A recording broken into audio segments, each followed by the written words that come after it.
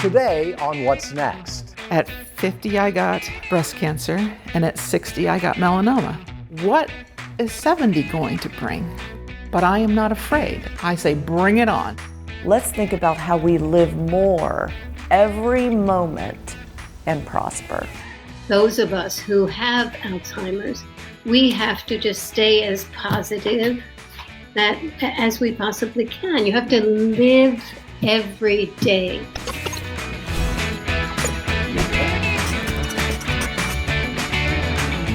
Hello and welcome to What's Next. I'm Mark Middleton, ready as ever to dive into another stack of stories, a pile of inspiration, and get real with my GB colleagues who are scattered about the Growing Boulder office studios here in Orlando. We've got Billy Schaefer, we've got Amy Sweezy, we've got Cecily Wilson, and we've got George Diaz all mic'd up and ready to engage. So let's get with it. And let's start this way. If you guys need a little nudge to step up and step out, you need look no further than our Cecily Wilson, who is a author, an activist, a philanthropist, a mother, a grandmother, a friend, a mentor, an entrepreneur, a speaker. I'm going to run out of time, Cess. Reinvention, I told you, reinvention. Let's just get with it. Give us one word that you'd like to encourage everyone with today. Immediately. Grace. Grace. And the reason why I say grace, it's something that we should give ourselves, it should be given, and it should be received. Oftentimes we beat ourselves up because something didn't go right, it was wrong, or you said something that you made a mistake about, and you're constantly beating yourself up about it. Give yourself grace. But also, grace should be given because we hold people accountable, or we'll hold grudges, or we'll, point the fingers and things like that. Again, give that grace. But then also, we want to be given grace because sometimes we do mess up, and we want others to give that level of forgiveness and ease that, okay, let's give her a second chance, or give him a second chance. So my word for today, grace. Say it with me, guys. Grace. Grace. Grace. Love it. Thank you, Cecily. Grace is a fantastic word. I'm going to carry that with me all day today.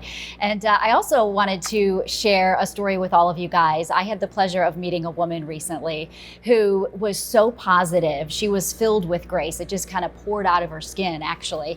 She took what could have been a really big negative in her life, and she used her own creative power to turn it into healing. So after being diagnosed with breast cancer at the age of 50, Linda Hollerbach had chemotherapy, radiation, a mastectomy, and 2 reconstructive surgeries. And then 10 years later, at the age of 60, melanoma appeared. I always like to make this joke about birthdays on the aughts. At 30, I got gray hair. At 40, I got eyeglasses. At 50, I got breast cancer, and at 60, I got melanoma. And so, what is 70 going to bring? But I am not afraid. I say, bring it on, because whatever comes my way, I'm going to get over it, and I'm going to keep on living.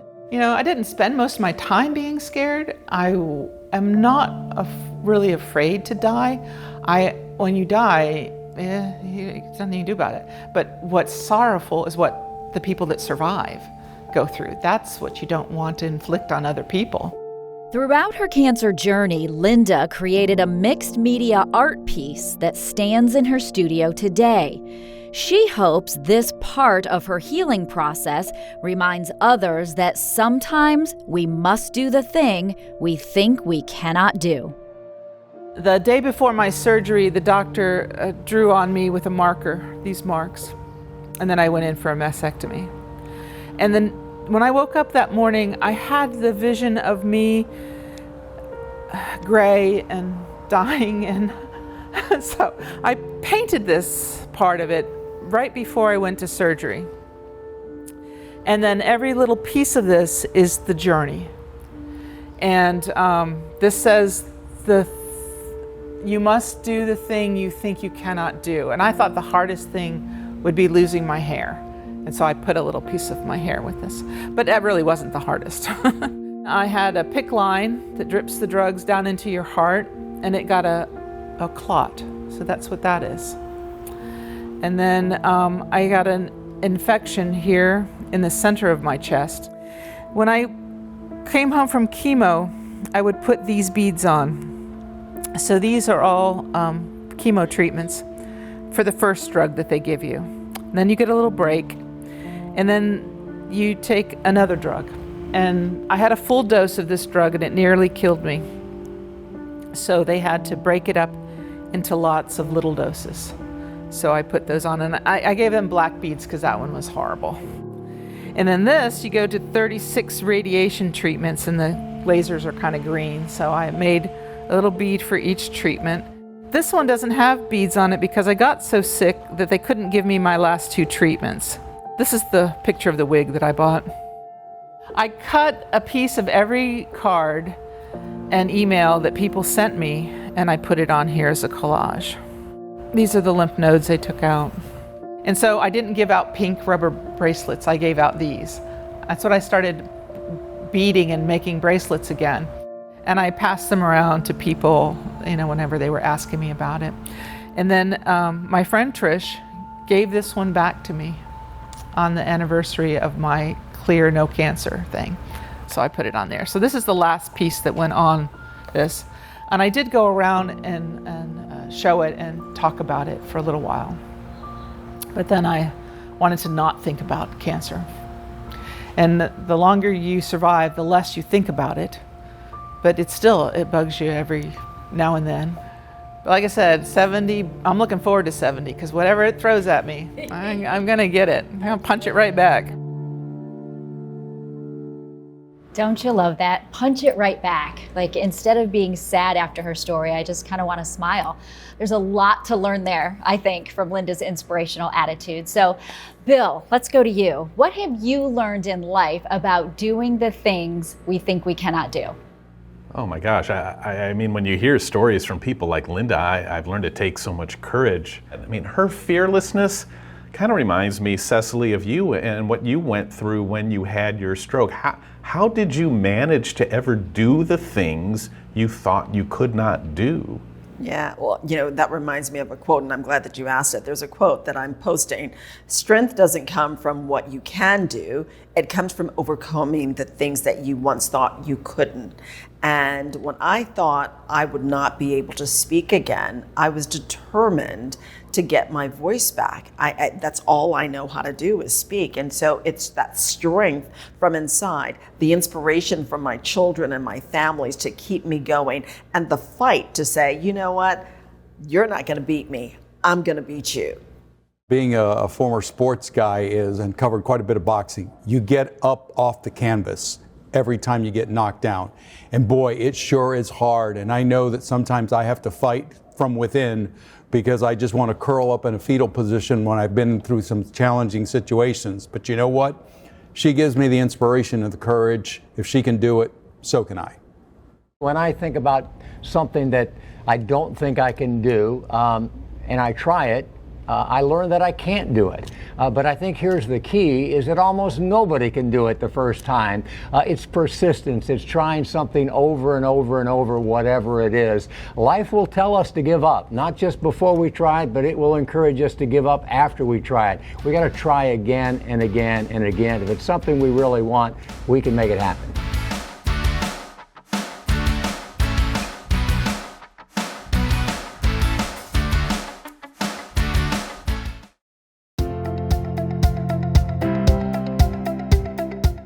I'm Amy Sweezy from Growing Boulder. Are you a fan of celebrities? I'll admit, sometimes I take a peek at the movie star gossip while waiting in line at the grocery store. But beyond just the gossip, what about interviews with famous people sharing help and bits of wisdom? We all know life is a journey, and along the way, everyone learns valuable lessons, even celebrities. Growing Boulder has teamed up with Florida Blue Medicare to create an ebook called The Takeaway, and it's filled with advice and anecdotes from some big names. People like Dick Van Dyke, Kareem Abdul-Jabbar, Tony Danza, Sheila E., and author Elizabeth Gilbert, who wrote Eat, Pray, Love. It's not just another gossip magazine, but instead a collection of inspirational stories and insights that redefine aging and steer everyone toward their best, boldest life.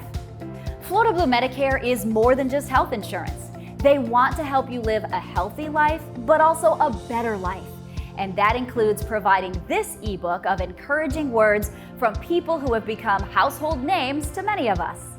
Visit growingbolder.com/Medicare to find the takeaway ebook, along with an entire library of tools and resources available for download at no cost, thanks to our partnership with Florida Blue Medicare. You know, for all of us, the road through life is filled with speed bumps and potholes, but let's be honest, the road does get a bit bumpier the older that we get. But we can't let the bumps, the setbacks, steal our joie de vivre, our joy of life. Growing Bolder contributor Dr. Vonda Wright says ultimately it's not really about the length of our lives, it's about the quality of our life. And the key, she says, is to learn to live more in every moment that we have. There's now an entirely new segment on the new science of aging, where we're really figuring out what happens to our cells and trying to prevent the aging process from progressing in an abnormally fast way. But I want to clarify, I am not anti-aging. I have never been anti-aging, because from the minute of our conception, when we are 2 cells, to the minute of our death, the most natural process that we experience as humans is aging. What's important to me as both an orthopedic surgeon, a scientist, a mother, a wife, a friend, is how we spend all that aging time. So I no longer say, let's think about how we live long and prosper. I say, let's think about how we live more every moment and prosper. We can all live more in every single moment of our life, and we can shatter those ageist stereotypes that are around us all day long trying to steal our joie de vivre, our joy of life. Don't let it do that. What's possible when it comes to what's next? I think a better question is, what's not possible? Be positive. Do what you can do. Don't look at this as a hardship. It's just part of your life.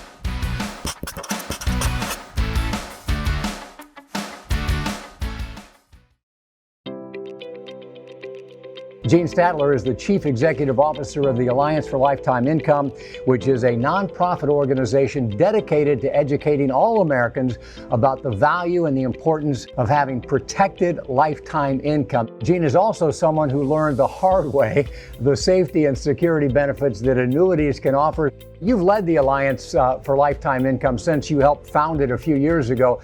But you haven't always worked in financial services. What has your time at the Alliance taught you about your own finances? That's a great question. I would say, first of all, I can't find anyone who's against some kind of lifetime income. I'm 67 years old, and I was working, continuing to put money in my 401k, but really hadn't thought about, when I get to retirement, what kind of income would I need, and how should I invest in planning for that? I was on this path, have been working for over 40 years, really with never a break.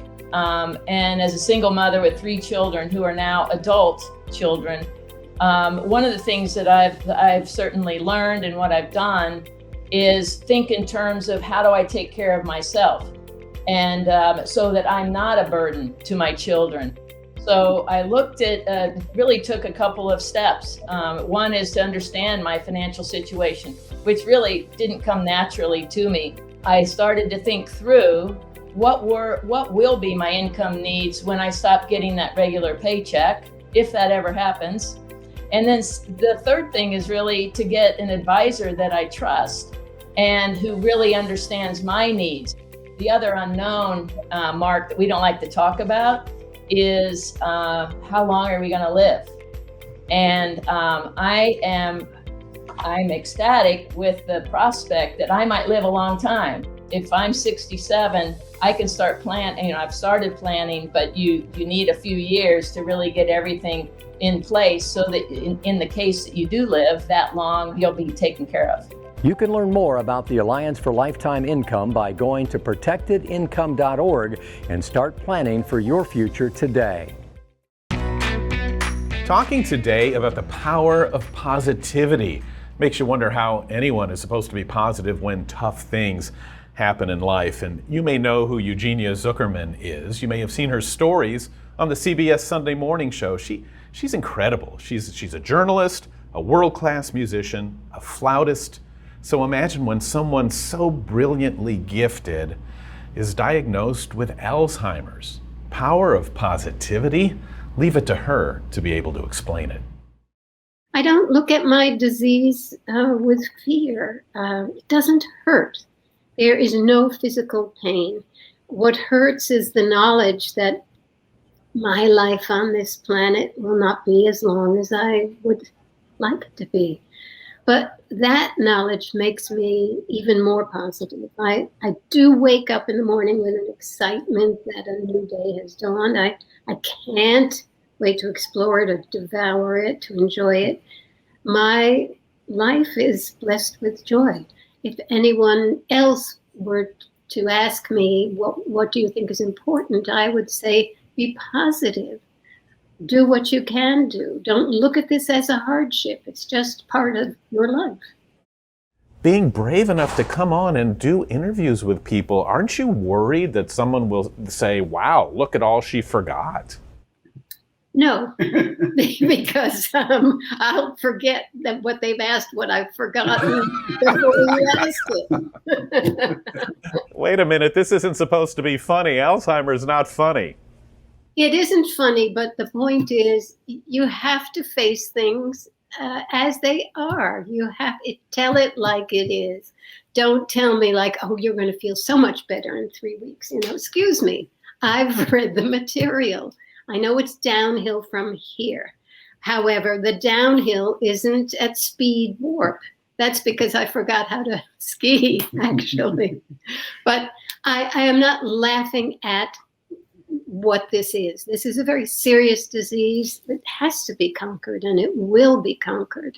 But at this point, we have to do the things that we know how to do to make us, meaning those of us who have Alzheimer's, we have to just stay as positive as we possibly can. You have to live every day.